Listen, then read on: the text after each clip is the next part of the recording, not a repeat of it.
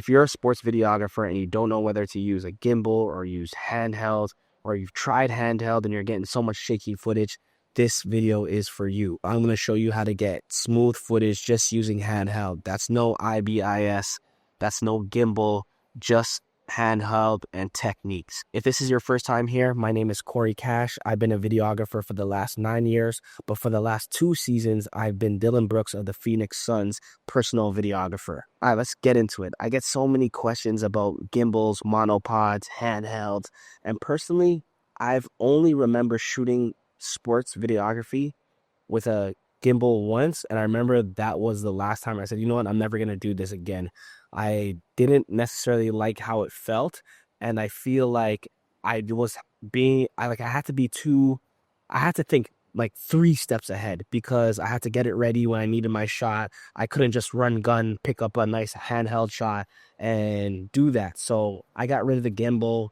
Wasn't working for me. My bad for cutting in the middle of the video. Hope you're enjoying it. Hope you're getting value. But I just wanted to let you know that I do have a free school community full of sports videographers where we share our work, ask for critiques, ask for help, and we're just engaging as a community. The link is in the description. See you inside. I do see people use it and their footage does look good, but it's just not for me. And personally, I like a little shake when it comes to sports videography.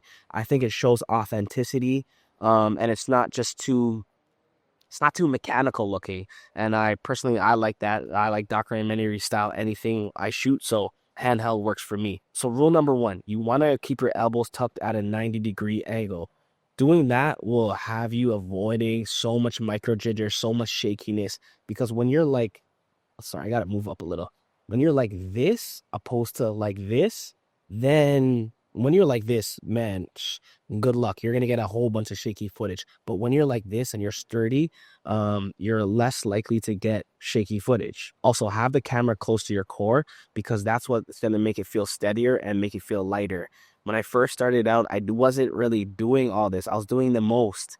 And by the end of any type of shoot, I felt like my shoulders and just my whole body and back was finished. I was completely tired before I learned this technique. And full disclaimer, even to this day, I still get a little fatigued when I'm shooting a whole game. However, I am way more, what's the word? I'm way more selective on what I shoot now. Like, let's say I'm shooting for Dylan right now. I'm not going to shoot, the whole game. When he's off the bench, I might take a little break then. And when he's on defense, I'll get a couple defensive clips, but I'll take a little break then. So I'm way more strategic when it comes to shooting handheld now. So that's a little way, I save my energy. Rule number 2, you want 3 points of contact. And this is what I mean by that. You're going to have your right hand on the grip. I use the camera grip. I see other people using an external right hand grip.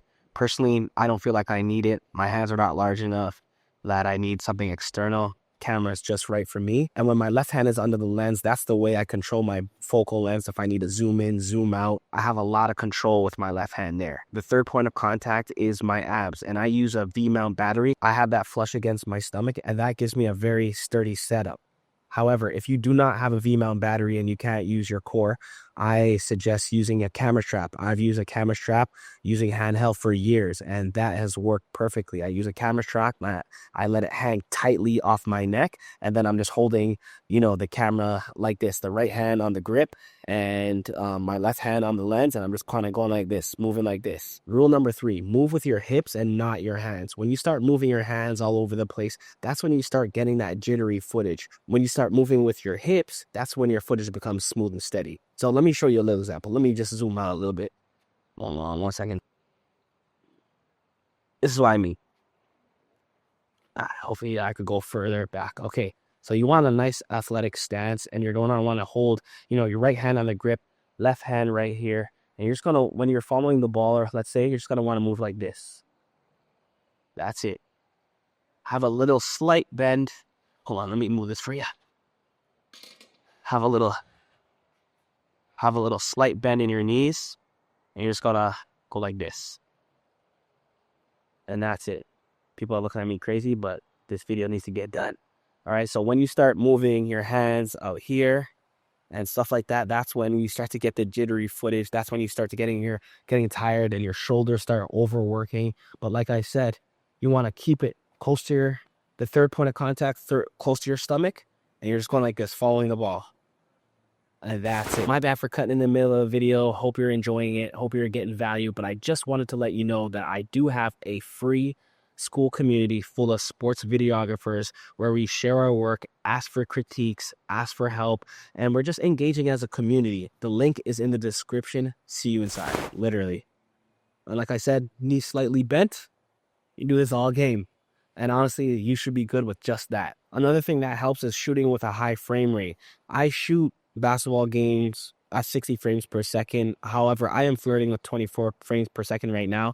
But I would say for the purpose of this video, when you shoot in 60 and 120, that gives you less chance of getting the micro jitters. If you do get them, you can cover it up when you slow it down. You can hide it, you can mask it, you can edit it out. Another bonus tip is the heavier your camera setup is, like adding an external monitor, adding a V-mount battery, the more weight, the more stabilized you're going to be. And here's the thing, I use a 70 to 200, and when I'm all the way at 200, the micro jitters are so much easier to come by. I try to, shoot at like 100, 120, and it gives me more stabilization. And with handheld, it's about repetition. The more practice that you do, the more game reps that you get, the better that you get at it. And like I said at the start of the video, for me, sports videography, it's not about like the most cleanest movements, smoothest, pans.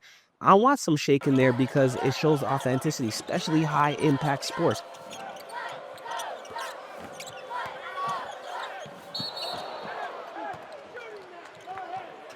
Football, basketball, I want the viewer to feel like they're right there in the game. So I don't mind a little shake here and there. If you found this video helpful, please like, comment, subscribe. It helps me create more videos, especially when I know what you guys are thinking.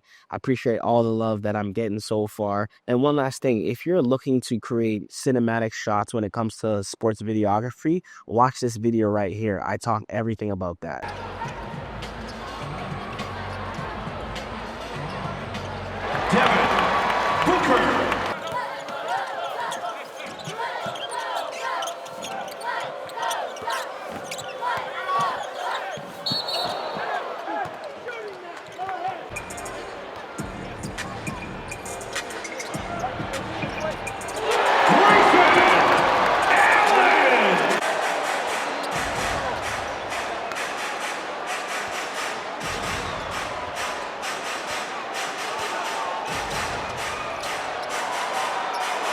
Dearly